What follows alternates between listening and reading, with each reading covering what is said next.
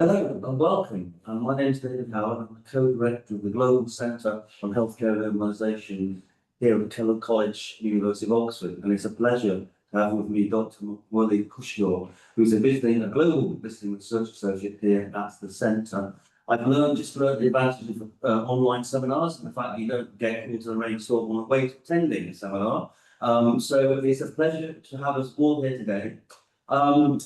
The Global Centre on Healthcare Urbanisation was formed in 2019 to bring together some of the research interests in this college, but also across the university, that connected sustainable urbanism with primary healthcare, and in particular evidence-based healthcare. So we're delighted to have Mawuli with us here over this last month, and he'll be talking today on community stress, environment, diabetes, and communicable diseases, CVD, sorry, in Accra, Ghana. Mawuli is a visiting research associate here, and in fact, part of the scheme we have that really encourages academics, especially early career academics from around the world, particularly from African, Latin American, and Asian countries, to come and spend some time with us. The funding's, I think, really suitable, isn't it? It costs a bit more. So if you are interested, do apply. We have the research associate application going out year round, but the next application deadline is the 30th of June. So if you are interested, do whiz onto our website and think about applying. Right, so back to the moments now when Dr Mawuli will be speaking to community stress, environment, diabetes, CVD risk in Accra, Ghana.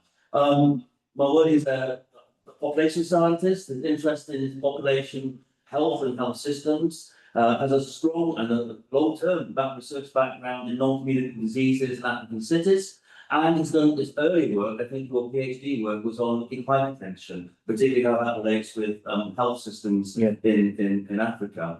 And also, you're very much involved in or using technology for GIS and quantitative analysis and social network analysis in terms of research. And is an experienced drone flyer. So we're going to bring all these together, I think, today. And I think do take a look at his profile on the website. And one of the comments he says, which I love, he said, "I love maps. Maps have been central to the methods I apply in my research profession." So over to you, and maybe we'll have some maps. Thank you very much, David. Thank you, Jesse. Thank you, everyone. Shout out to my folks in Accra and in Hawaii, FSD, SPH. Thank you all for coming for this presentation. So I'm going to present. So the presentation is going to be focused on the red spot. It's just a tiny location in Accra in terms of geographic area, but has a lot of history behind it, 600 years of history. So when you zoom into that red spot, this is what you find. The gray area is Asher Town, named after Asher Fort. Sometimes they call it the Dutch Accra. The green area is called Jamestown, named after Fort James, also sometimes called British Accra. So the conversation is going to be focused on these two small geographic communities. But like I said, a lot of history behind them. So the earliest recorded history by 16th century. So this place is inhabited by a particular tribe in Ghana called the Gandango tribe. They started arriving in this place by the 16th century. As soon as they started arriving, they started to engage with the British, the Portuguese, and other European powers in trade. They themselves are fishermen, and to a lesser extent, they do some farming. So already they have some economic engagements. In addition to that, they also acted as middlemen between the inland kingdoms, such as the Ashantis and other powerful African kingdoms, and the Europeans on the coast. So that also gave them quite some amount of economic prosperity. And they were also very good farmers, fishermen, and all of that. So Accra at this time was doing quite well for itself. However, this is the game changer. In 1777, the British decided to move the capital from Cape Coast, which is about 140 kilometers west of Accra, to this place. That brought in huge infrastructural development. So as you can see, the forts were built, different things were built, hospitals were built, administrative structures were built. All these things came into this small geographic location. So clearly, Accra tremendously prospered at this time. The icing on the cake was when the British decided to build a harbour at this place, the same place. So in addition to all of that, they built a harbour. And today, when you go to Accra, you see vestiges of all these old, large warehouses that were if you like, demonstrations of heavy European presence and Accra's erstwhile economic past and its glory and all of that. Of course, success likes has a lot of friends. People floating from different areas of the country into this place. In fact, if you look at early writers, by 1898, Accra was already crowded. At this point, there were about 20 to 30,000 people living in this small geographic location, which is just about 1.7 kilometers in its longest diameter, just 1 square mile of area, 20 to 30,000 people. And room occupancy at this time was between 8 to 10 persons per room in 1898. In all of this, the Pan-Africanist movement and also Accra also rose up to become an iconic African city because of all these struggles for independence and all of that. So a lot was happening for Accra at this time. So as you can see, some of the forts that were built, there's the palaces of some of the local chiefs. This is the CV Hotel, which is supposed to be, we know is the first hotel in Accra. Some people say the first hotel in West Africa. It is rumored that the Queen once stayed here in this hotel. So that's something we pride ourselves in. As you can see, the lighthouse at the James Fort and all of that. So as you can see, a lot was happening. But like with a lot of economic prosperity, this was not going to last forever. By 1962, the new government in Ghana decided to move the fort from present day to a community which is a few kilometers away from your core Tema. That effectively sounded the death knell for Accra, economic activity in Accra. After that, the huge British businesses that were operating in Accra after independence, all of it left. So the fort left, the businesses left, and gradually economic activity began to decline. As it is today, you go to Accra, you see that a lot of the infrastructure development that occurred at the time is still what remains of Accra today. Accra is heavily built for over centuries now. Unfortunately, today Accra has been described as an urban poor area because of the economic activities and all of that is gone, and the place is quite an economically depressed area. But that's not all. Accra has still not lost everything. It's still a very iconic city. There's a lot of art, there's a lot of festivals, there's a lot of everything here. So this is a Charlotte Art Festival that usually takes place in August every year, brings thousands of people from around the globe. It's an art festival, people draw themselves, there's all of street markings and all of that. I invite you for Jesse, I hope you attend some of this Charlotte Art Festival. David, you can also come, Dr. Lu, you are all invited to this Charlotte Art Festival somewhere next year. So this is what Accra looks like. Like I said, the longest diameter of Accra is 1.7 kilometers. Can you guess how many people there are today? In 1898, there were 20 to 30,000 people. At the last census, 120,000 people lived in this small space. That should give you a sense of the intensity of space and use in this locality. Actually, the reason why I wanted to go back a little bit is that a lot of time when we do this research, we decouple it from the history of the space. But there's no way you can talk about cardiovascular disease, it's research without talking about the history and how we got here. So there's a study that was conducted, prevalence of hypertension has moved around 47.7%, obesity 34%, diabetes 8%, physical inactivity 75%. So these are just epidemiological figures. So this is how Accra looks like today.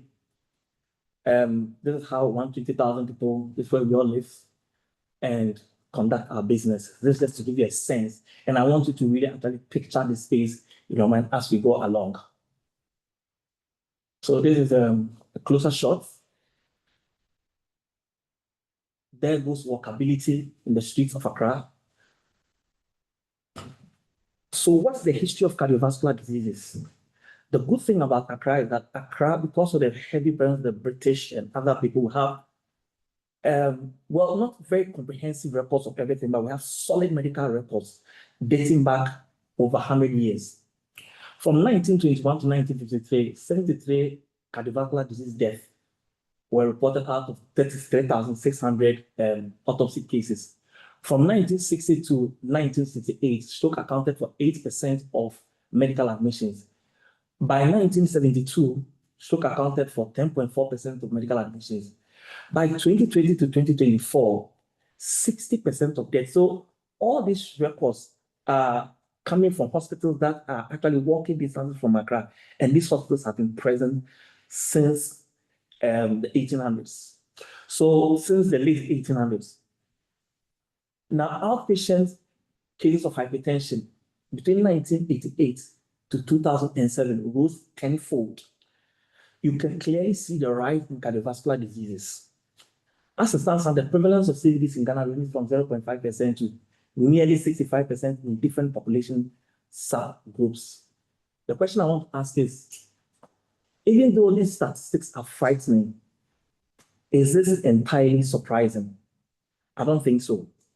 Because earlier writers, earlier warning from British and American doctors and other people who visited the colonies in the past started to sound, even though the prevalence or the burden of disease at the time was very small, they started to notice an uptick in the burden of disease, particularly coming from specific locations in Accra where the few elite African scholars were staying. So if you look at Haddock, for example, it is suspected that stroke may be increasing in Ghana, but it may be an urban problem rather than a rural one. So clearly they started to link the burden of cardiovascular disease to space, to living arrangement, and to wealth very early on.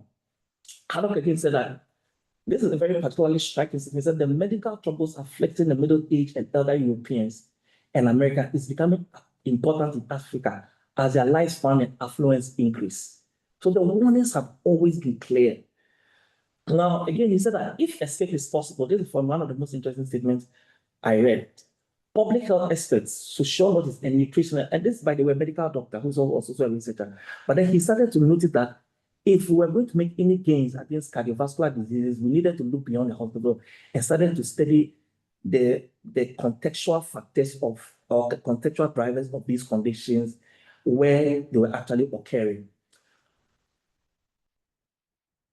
So this is the state of the literature. This is a summary of the literature we do. Most studies on diabetes and cardiovascular diseases have been hospital-based. Right away from the 1900s to the late 1980s. From the 1980s to present, you have large-scale epidemiological studies. Then from 2000s to date, you have a few qualitative studies. Now, don't get me wrong, these studies are very useful because we needed to know the state of the condition and where we were going with the burden and rising of these conditions. Few studies have examined the built environment in Ghana. If you look at the warning from Haddock in 1970, right, up until now, I have been preparing for this presentation. I've read tons of articles on cardiovascular diseases in Ghana, West Africa, and all of that. What strikes me is that in all this research, the community is almost neglected. You rarely hear the voice of the community, who are particularly the most important stakeholders in the cardiovascular research. And a lot of interventions have been done. Most of the interventions, however, have not yielded expected results. And we can see why. Because particularly the most important actors in some of these cardiovascular disease researchers have not been heard, or their voice have not been amplified in their research and have not been used in the design of intervention research. In fact, when we look at intervention research, a lot of it's like, oh, this has been done in this country, this has been done in this country, let's look at how we can contextualize it. But it doesn't really come from the community. So in 2019, I was happy to be part of a project that was led founded by MRC, led by Ed Fortrell in University College London, which was looking at diabetes and other cardiovascular diseases. And I happened to play a part. My role was to lead on the contextual drivers of CVD. So that allowed me to look at the background things that influence the risk of cardiovascular diseases. One of the things I proposed to do was to do cognitive mapping. Now, cognitive mapping is not an entirely new approach. This is something that was pioneered by an American urban planner in the mid-1960s. What he sought to do was that he wanted to look at the collective image of an environment, because where you stay is not just concrete and mortar. It's also about social identity. It's about affinity. It's about connection. It's about history. It's about culture, and all of it plays a role in the built environment. And he wanted to understand the built environment from the perspective of those who live there. So what he did was that he gave a piece of paper and asked committee members to just draw your environment. And that helped him to be able to see the mind's eye of the community, from the people who live there and were affected by it. So normally when you do a cognitive map, you see parts, edges, district, nodes, and landmarks. Parts are streets, edges are street corners, districts are areas, and nodes are specific locations. Landmarks are specific geographic points in the community. So in this study, I wanted to look at, understand the environment through the community's mind's eye, if you like. And the good thing is that this is a very democratic process, because everybody can draw. Sometimes when you ask people to speak, it's quite intimidating. They may not have the words and things to express themselves. So, so what did we do? I gave participants a piece of paper, take it home, without anybody's assistance, draw your neighborhood. It doesn't have to be accurate. It doesn't have to be nice. It doesn't have to be sweet or whatever. Just whatever you felt was your environment, just draw it. And then we reconvene after 3, 4, 5 days, after everybody has drawn. So this, and then we have like an focus group discussion. And then everybody comes, you place your drawing, you explain what you draw.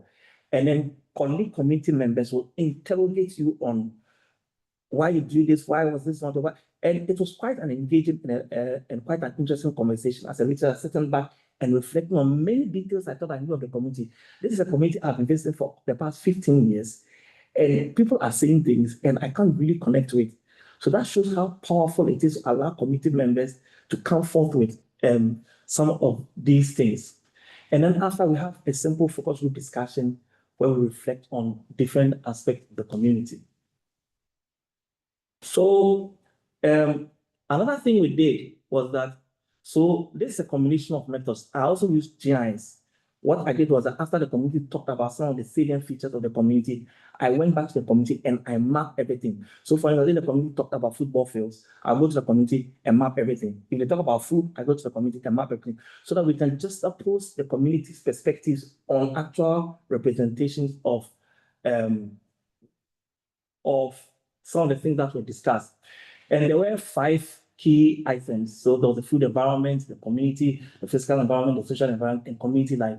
These are things that came from the community, and these are things that I also supported with my mapping. Now, the first thing that will strike you is that the map on my right is the administrative map of Jamestown and Ashatown. This is what we all use for our units of analysis. If you look at this map, there are 82 demarcations as of the latest population and housing census in Ghana. The community doesn't divide itself like that. For me, that was the most striking feature. The community divides itself into clan groups. So when you get to Jamestown, there's Adanse, there's Bukum, Akumaji, there's Sempe, there's Asere, there's Akotolante, there's all these things. I started to know that even though all of them are Gan ethnic group, within a Gan ethnic group, there are smaller ethnic identities that were clustered within smaller geographic spaces. That they said that these were our people, this is my community. So there was a smaller community and a much larger. So clearly from the work, we noticed that some of these maps that we use for a lot of research, even our research, we use this for our official analysis, we use this, the map, the official map, our running our spatial analysis. But clearly, it that these renderings have no bearing at all on the community. It's not connected at all. Perhaps if we use these demarcations, maybe it will be more meaningful because there's some of these behaviors may be clustered within specific locations. So one of the things we did was ask the community to talk about what is a community. It's just a simple, open-ended question. And the community was defined in terms of ethnic identities, like I mentioned, geographic extents, the people of this place, this is where we are, right? Demographics, history, and culture. For instance, if you go to Jamestown, they will tell that we are British Accra, which is very, very different from when you go to Ashton. They will tell we are Dutch Accra. So even though it's the same people, there are different historical influences within that one small square mile of space that we live in. So these are some perspectives of the community. A community is a group of people who may be many or not, depending on the piece of land that they have, right? When you come to Gamashi, we have gang communities. You notice it? He said we have gang communities. So while we see it as one big community, they see it as many communities within the community. Now, when you look at, as far as can find in one geographical area, recognition, talk about traits. And the last one is where you live, we call that whole area Akumaje. Akumaje is a sub-area within the locality that if the community does not tell that, okay, this aspect of the town is for Akumaje, you may not know. So yeah, so that's the first thematic area. Now the first thing also, so this is where the cognitive maps come in. This is, you can see a rendering of the community. You notice that at the top part of the community, the housing units are small. All the small squares at the top are housing units. The participant was trying to suggest how intense, how crowded the space was, right? And so let's look at this quote. Our household is a family house. I've been given one room and I stayed in, but because my sister has not been given hers, I shared it with her and also with her children. So one room, two family units live in one room. That's just to give you a sense of it.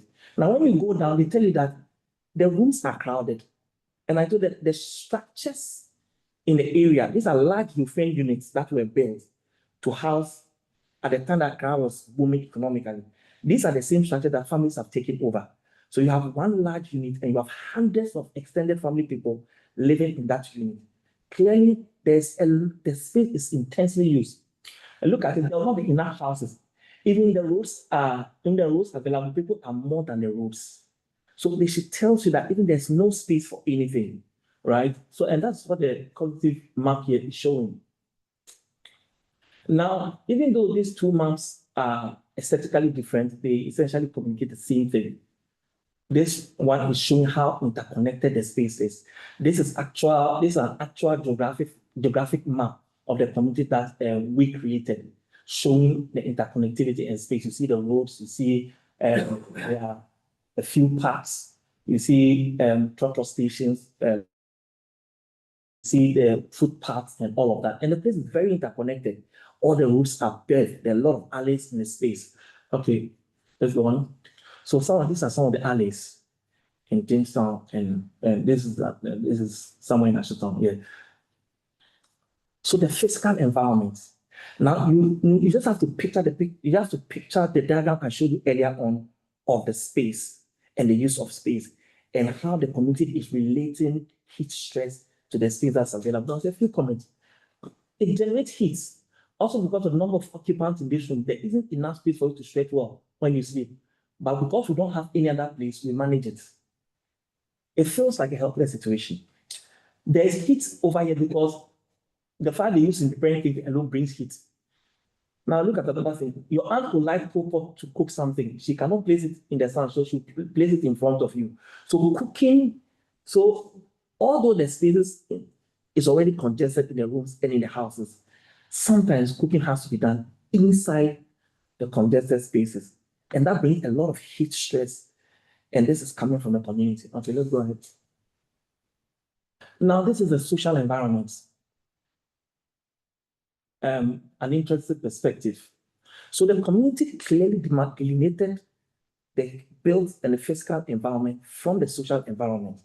Now, the social environment, they talk about funerals, parties, ceremonies that are unregulated, that happen every time, everywhere.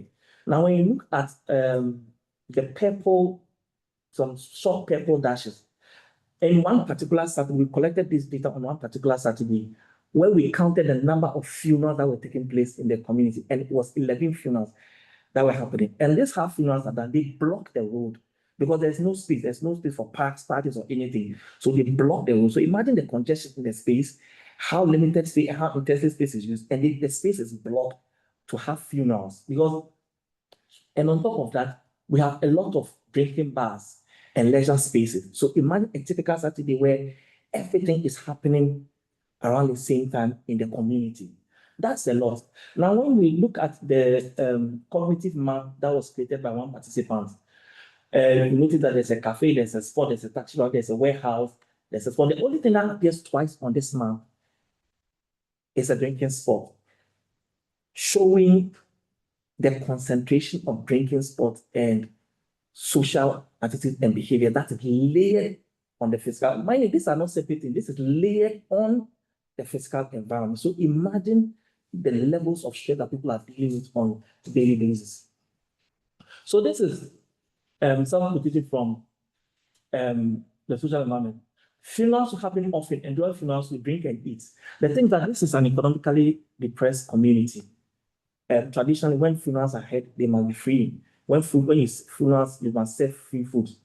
So, for me, what is interesting is the number of funerals and the availability of food and drink that is freely made available on continual basis, almost indefinitely all the time. The drink's purpose is thank you for coming to the funeral. As for the churches, I don't want to mention that because they will say I don't like God. Regarding churches, all-night programs, Fridays and Wednesdays. Then they talk about long length of funerals. Traditionally, funerals used to just held on specific days, but now, sometimes from Thursday all the way to Monday, funerals happen all the time with loud music and all of that in the space. So these are some of the social spaces. You also notice that there were 4 parks. 2 of them officially, other 2 are just places that children play football. But this is where people sit down, where they call parliaments, where people sit down in the local communities and they have fun, talk. So you have close to 70 something drinking bars, and you have 42 leisure spaces. The leisure spaces are where people sit down and talk. So the question ask yourself is, a lot of spaces created for drinking, for sitting, and for engagement. What about space for other things, right? So these are some attributes of the built environment. Hazardous noise. The shouting is usually because of misunderstanding, right? I have blood pressure related conditions. So if you are sitting down and someone suddenly shouts, I get startled. So I'm not able to cope with it. Again, you feel a sense of powerlessness coming from the community in talking about the kaleidoscope, if you like, the intensity of social activities that are happening in addition to the physical environment. Now, the first quote is quite interesting. Then the Accra Metropolitan has a law that nobody's supposed to make noise after 10 p.m. No one will report corporate because you'll be tagged as a bad person. So clearly, it gives the impression that, well, state authorities know about this, but little is being done about it. The next I want to talk about is the food environment. Now, the community had a lot to say about the food environment. Now, so what we did was that we mapped every item that was sold. And so the red spots are like sugar sweetened beverages.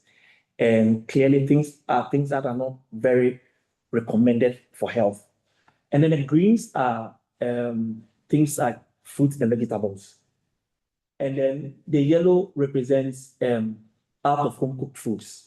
Now, clearly from this map, you can see the abundance of red spot. The red spot clearly dominates the food environment.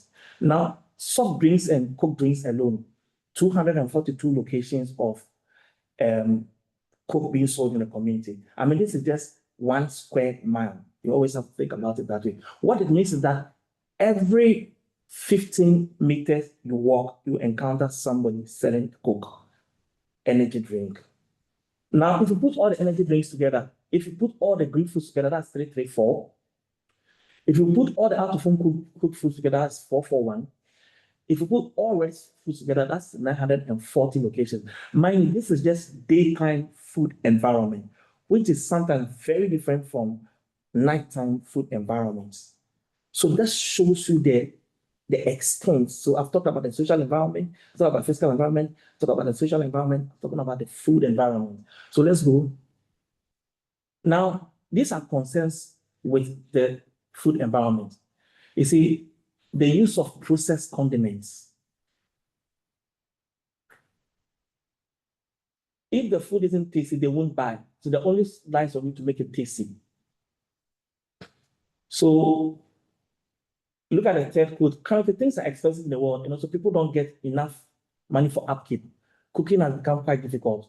So this person is talking about the context of cooking in the area. There's so many people live in the house. You can't cook and eat alone because the people who stay in the house are also family members. So what you buy from outside. And this is what they have to say about outside food. The food vendors prepare food with profit-making mindset. So they use a lot of oil. Maggi is processed condiment, beef, instead of using dried fish. So the food vendors use the beef and all those things to make the food attractive and tasty.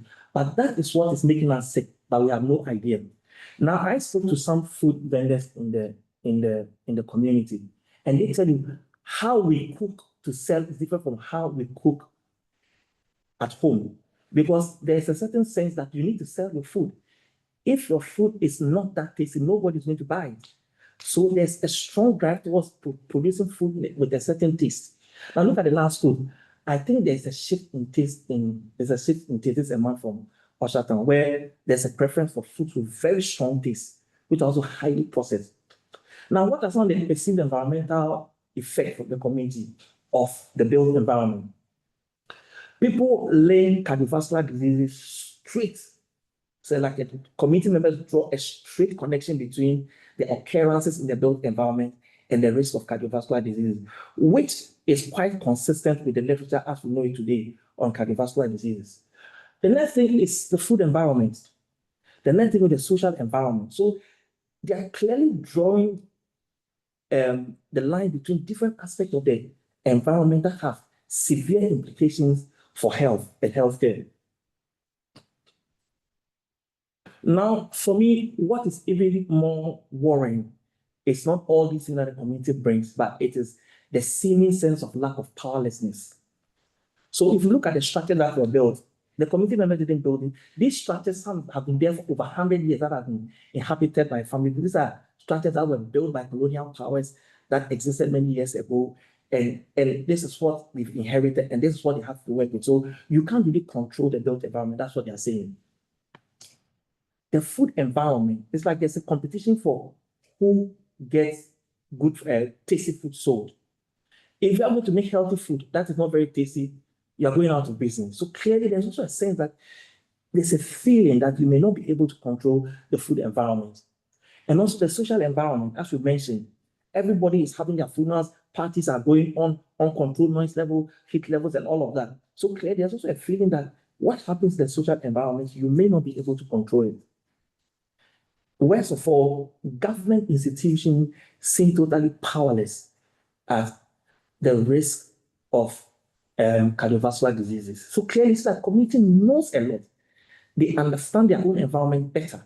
They have a very good understanding of the risk factors and how it is intricately linked with the environmental variables.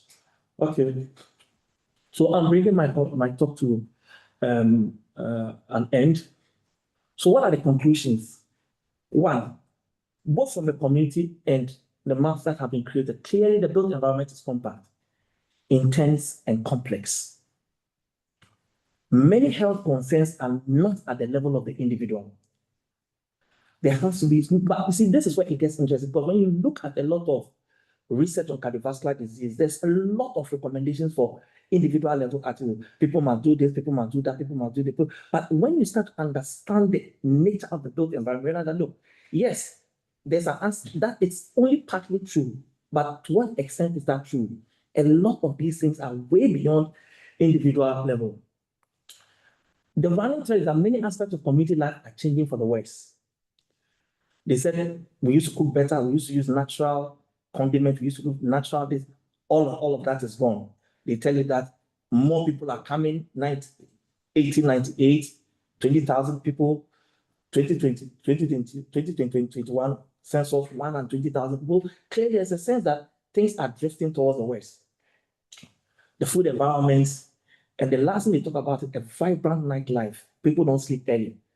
There's a lot of eating, there's a lot of all these things that's occurring at night. So, what are some of my reflections and some of the things I'm learning, particularly some of the conversation I've had with some colleagues from GCHU? You'll notice that there is a sense that communities thrive in spaces where people feel safe and valued. Harmony in the environment creates the safety and security needed to maintain optimal health. The question is, if you look at this environment, you don't immediately even think about harmony. The first thing you think about is survival. Overcrowded, unregulated use of space, amplified by poorly designed cities. Stress, and then now there's overwhelming research that links stress to the risk of cardiovascular, especially long-term stress to the risk of cardiovascular disease. Long-term stress for constant noise, traffic, fear, crime, poor air quality, and all of that. I actually have some heat maps of Accra, and notice that it actually suggests that Accra is one of the hot, James and Washington are one of the hottest locations in the whole of Accra. So again, a lot of what the community is saying is actually true. It's just complex. What are some of the recommendations? So the Damashi Development Agency, which is an agency that operates, it's a formal authority that operates in education, is supposed to drive development agenda. And they were very helpful in our research work. I'm thankful to them. They gave us a space to conduct all these interviews and all of that. And ELA, clearly there are a lot of laws that are already there that they need to find a way to address some of these things, because clearly going forward, increasingly, it's becoming an area that is almost unlivable, even from community perspectives. I don't agree with the sense of powerlessness that has been expressed by community members. Because, for instance, if you go to communities that are not far from Jamestown, they have some institutions. What they do is that instead of having an open path for funerals, where everybody can do a funeral at any time, they restrict funerals to once in a month, which is what is present in some communities in Ghana. That can 75% of that remove a lot of noise from the environment. And this is something that the traditional authorities can take on. Old Accra is also the place that has a lot of active groups. The thing that a lot of these active groups don't really talk to themselves. They do things inside their health groups and things like that. My reflections is that if these groups can come together and work with traditional authorities, they may be able to enforce some of these bylaws to make the place more habitable and more livable. For example, so when it comes to, so we need to talk to food vendors. One of the things that they will tell you that they know that some of the cooking practices that they have is not healthy. But the question is, if they tell that if there is a broad consensus among cooks, maybe we can all go down that line. But I can't go down a line where I lose profit for my colleague to make profit. So there is a belief that, okay, these things can be tackled, but it can be tackled at a certain level, not at the individual level. Also, I think that too often than not, researchers simplify the complexities associated with urban environment. For me, even though, like I said, I've been going to the community for a very long time, it took the community for me to reflect on the different aspects of the built environment as we have it. Even when we look at a lot of research on built environment, it's about concentration of this, concentration of that, concentration. You don't really see social aspects and all these different nuances that this cognitive map has shown. Above all, I personally believe that change can only come from within. So this is the end of my my presentation. I'm very grateful to the GCHU for the general funding to support my ideas, to hold my ideas, and support for urban health, my own research forward, for my own research going forward. I'm really grateful to David for the conversations we've been having. This afternoon we have another conversation. I'm grateful for that. For Juliet and Jesse, yes, you do the 75 kilometers. My other 75 is waiting for you. Nobody's going to do that for you. Thank you very much for all your support. I'm really grateful. That's been really, really helpful. Thank you very much. And also for my dean, Professor Van Baden, senior colleagues and colleagues who I'm sure are listening. For my family, Sandra, Nelly, and Paula, and my research team, Solomon, Selemesi, Ella, the entire house family. Above all, I'm grateful to Almighty God for His grace and favor and how far He brought me. So thank you very much.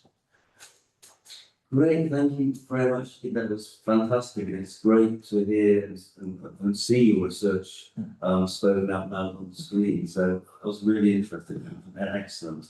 We've really finished on the hour, so we have time then for questions. Okay. I think we'll have questions. We can have questions from the audience. Either typed in via the chat might be easier, Jesse, or how would you want to do it? If anyone can put their hand up, and then we can go over to you. You can ask a question. That's great. That's brilliant. So, do you have a think about questions and shout outs?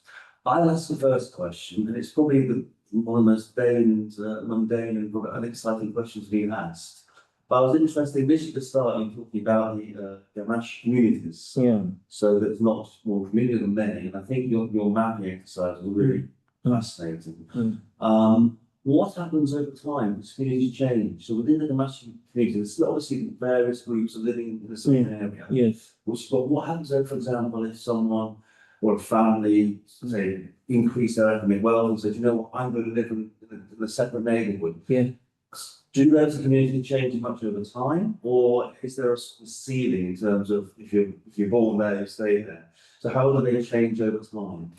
David, thank you very much for your question. A lot of people actually move.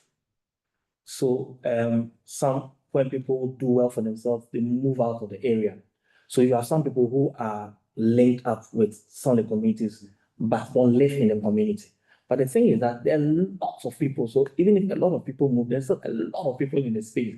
So like you say, it's actually a very dynamic environment that is continually changing, but changing as the community has reported in other ways, as to whether the changes are more helpful or not. That's also another question. But clearly, there's a constant change in the space. So those community boundaries have been there for a long time. Very long And time. you think going here for decades onwards, really. Well, it may change because the UN Habitat had tried to bring some intervention. They had tried to consider some infrastructure developing in the space to do some high-rise building to be able to. There's a lot of suggestions, but again, I know that they tried to do some blueprint and all of that, and people are so attached to the housing structures and all of that. Sometimes it's quite complex to knock off those old buildings and put up new ones. And also, who gets to stay where? Like, it's a very complex space. So that's why some of us believe that, well, instead of knocking down and building up, why don't we think about ways to improve the livability of the space as it is now? For me, I think it's a more realistic approach. So upgrading in situ. Yeah. Creating more space for physical activity. There's some more on physical activity, but I didn't present here. Where we're talking about the fact that there's space, but the space is only for young men. There doesn't seem to be space for women and other people to do, to engage in physical activity and all of that. Clearly see the space. Yeah. Great, thank you. I think there are questions coming in. We have a question from Sandra regarding the food vendors. Do they have an association that regulates their activities? And why is out of home foods preferred, even though they are unhealthy? Well, so there are groups. So for instance, there's if you go to the market, there's a market queen who oversees all foods, all the women in the market. When you go to the courses, a market queen in charge of all women who sell fish. But they don't have, these are just traditional organizations. They can't really force ideas on anyone. So for instance, I had a conversation with the market queen in one of the popular markets called London markets. And she's been diagnosed with diabetes and said one time she tried to prepare jollof. Jollof is one of her, anyway, Ghana jollof is much better than Nigeria jollof. So for the records, and then she prepared this jollof using natural procedures and things like that. She said when a friend came, they said, well, this was like the old way of cooking, but I mean, they didn't really enjoy it. So this is a market queen of London market saying that, okay, there are better ways of doing this, but people may not appreciate it. So yes, there are some groups, but I don't think there needs more needs to be done. Perhaps other bodies need to bring them on board. And another thing also is that those who sell natural artificial processed condiments have a very strong presence, like the Maggies and all that in the community. So they are also driving in one direction, and I think their voice is perhaps even stronger than the voice of healthy foods and other things. It's a very complex thing. So it's a conversation that must be had at a certain level. Community members, because there's a sense in the community that this is what is happening, right? But the ways to move the needle in the right direction has been quite contentious. You've got a series of very positive comments. Great presentation, kudos, fantastic. You also comment that that London market is our market. Yeah. I think we've got a question from Joseph. If you'd like to jump on and unmute and maybe put your camera on and ask the question. Okay, thank you very much for the insightful presentation, Doc, and I really enjoyed it, particularly about how you use the cognitive mapping and tried to do some member check-in using the focus group for the people to validate and also ensure credibility with what they produce. It was really, really a good thing. But my question is about, the current landscape in Accra. We have an influx of migrants, and also we have people moving in and out. We also have seen situations where we have private developers coming into the community and trying to either reinforce the status quo or introduce new ideas within the community. So I wanted to find out if, peradventure in the study, you came across this some of these foreigners and migrants, and you also asked their perspective and how they think that the situation, the status quo within the community can be improved or something. I wanted to find out. Sam, thanks very much for your question. It's true. There are some development. For instance, when you go down the coast, the government has built a new harbour there, so they've cleared the community from there. I didn't really talk to foreigners. I know there are a lot of influx of people. Accra has always had an influx of people coming in and going out and all of that. I didn't really engage foreigners, but maybe that's an interesting perspective to also consider. Because what do people who have come around, what do they also think about what's happening? And so that's a good one. I haven't really thought about it in that way. Yeah, but in terms of, so for the community map, I was looking at people who are living in the community for a certain number of years. So a short answer to your question, well, I haven't considered the perspective of people who come around, but I think it's an important consideration to make it to the future. So thanks. Thank you. You've written stuff in academic papers, have you not? Yeah, I've done one publication that just when I came to GC, I got a review and I resent it. Great. So we'll be able to read that in due course. Follow your. Sure. Are there any other questions that's in the Ethernet? Well, I have one. Yes, actually. indeed. Yes, I'm one. Over to you. Yes. Okay. And because I've seen the pictures in the place you investigated, and so is there any recent developers or the government think about it, like to regenerate, for example, like demolish part of them and to start to rebuild from small point and to expand to the large point, and so by considering about health issues or a lot of the issues, maybe it can be solved from this perspective, and so it's not cost a lot, and because it's only 1 square meter, 1 mile square meter, and also so you start from point to try to start to regenerate, and to start clean. It's improve the quality of the built environment, and then it's maybe work. I don't know. That's why I'm curious why the government or is any real estate developers doesn't think from this way. Well, I think you have a very solid point because the UN Habitat actually thinks like the way they have this regenerative strategy. They've been talking to the community for quite some time now on the possibility of knocking down some of these structures and putting up high-rise building that gives people a lot of access and all of that. But the thing is that some of these old structures, the stakeholders are many, and in some of the high-rise structures, how the old buildings, nobody has the full control of the structure. It's an extended family ownership system. And so there are a lot of complexities with that. I'm not saying it's not possible, it is possible. I think that if a government really wants to do it, they can get the community to agree to do it. But it's not a simple task. That's it. And I guess in many cases of certain regional areas, people living richly in a place Mhm. aren't the ones who then Yeah. live in the redeveloped area as well. So that can lead to a whole range of other issues. Yeah. Yes, what I'm asking because after one of the kind of similar studies in China in the older restoration areas. Because in that cases, the government can't demolish the park because it's all from historical buildings, and this is the only thing the government can't demolish and rebuild.